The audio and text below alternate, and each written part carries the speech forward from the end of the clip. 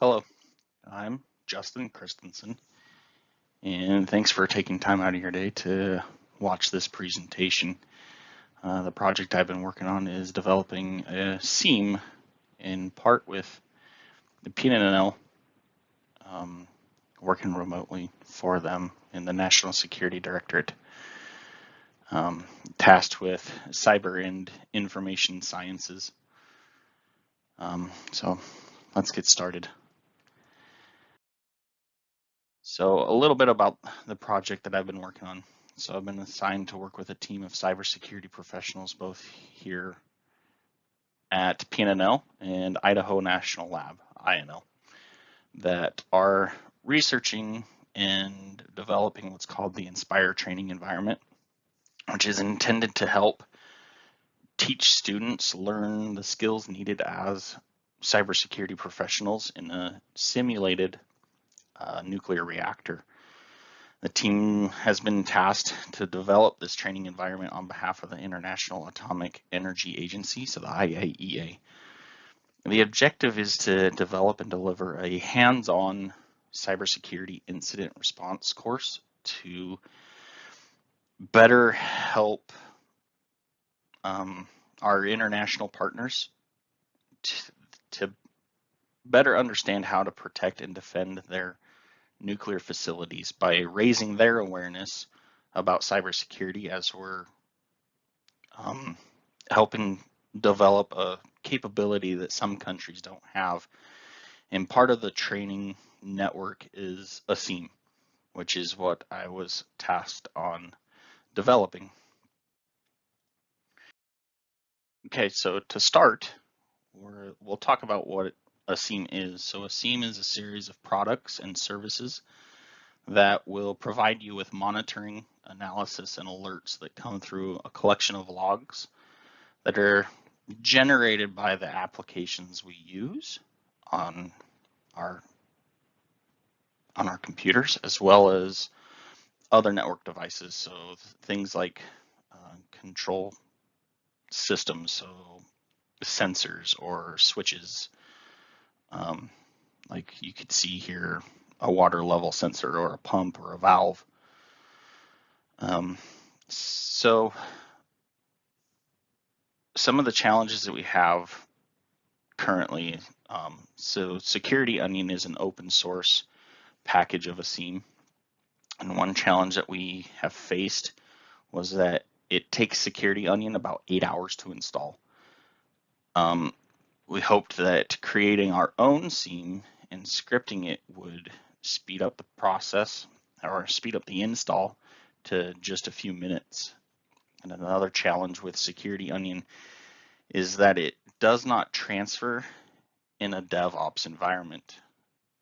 While the development version of Security Onion has worked, the challenge came up that the instance package was not transferring over to our production environment.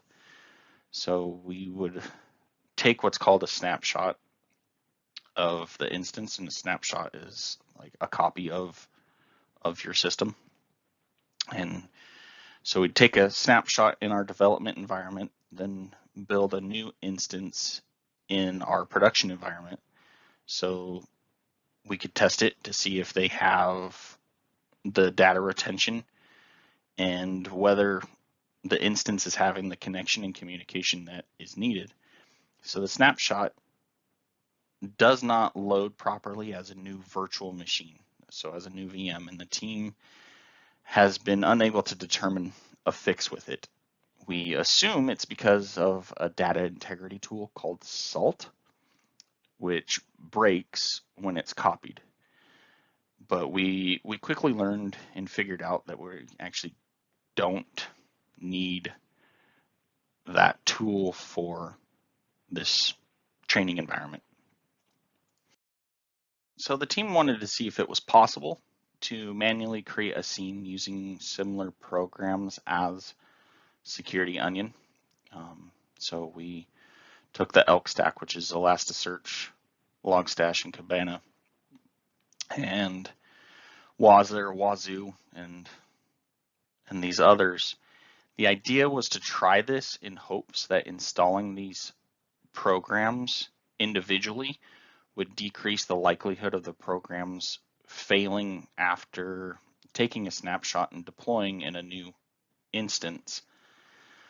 We omitted other tools to focus on just a bare minimum service that we needed for our training course. And this is the instance that I was working with. So I had my WASA, Ansible, here was my SIEM instance.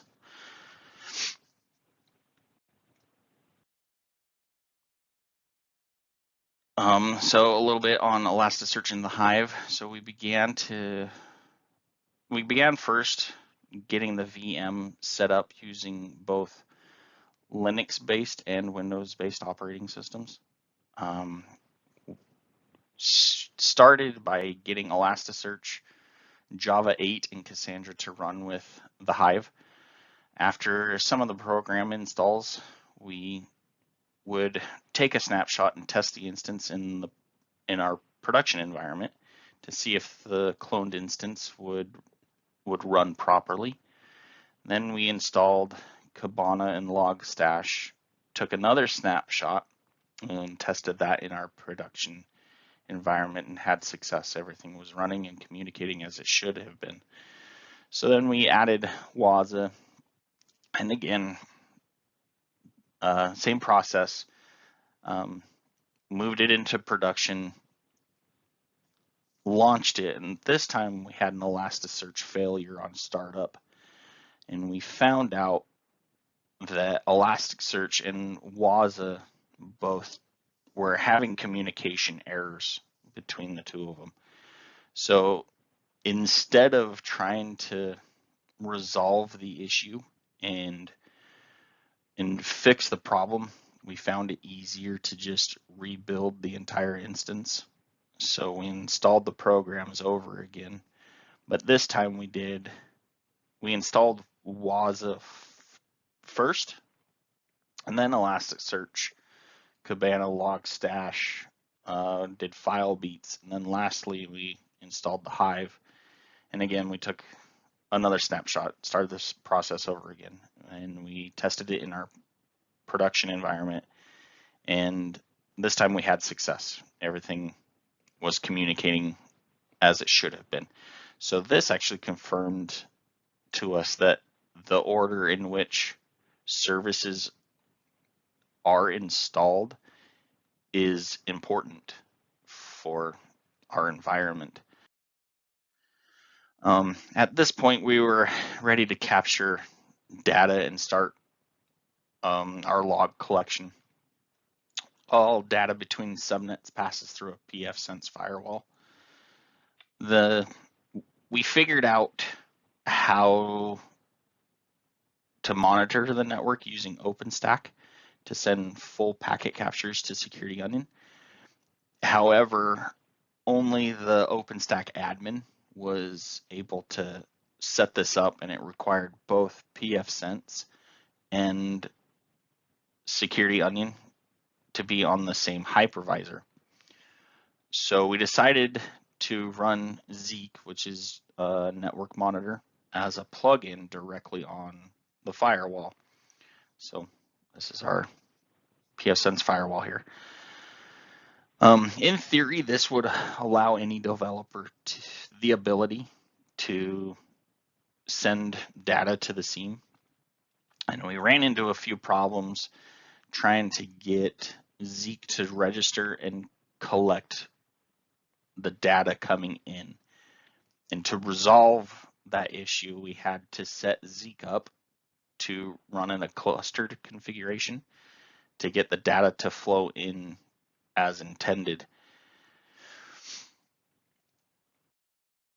Let's see, currently we still haven't been able to get the logs sent from the Zeek collection to Elasticsearch and WASA because we're in the process of getting FileBeat installed and set up to ingest and send the logs between the two instances.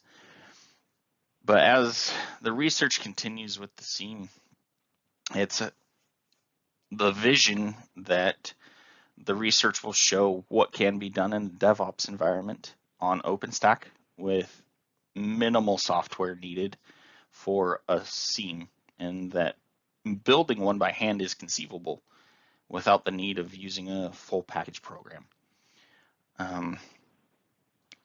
As a team, we hope to be able to deploy the training environment with ease by being able to script the process using Ansible and Terraform.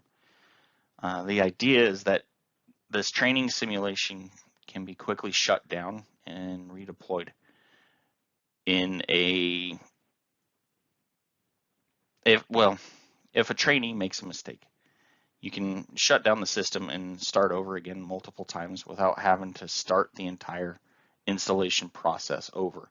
So hopefully it would only take minutes instead of hours to rebuild. And if this is possible, this training environment will show that it can be used for other industries that are looking for an option in training cybersecurity professionals in their specific area. The training environment, I believe, will become a platform of what could become a base for any industry wanting to develop its own cybersecurity training environment. And thanks for taking time out of your day to watch this presentation. I appreciate it, and a big thanks to all the individuals involved with helping me out with this project. I appreciate it.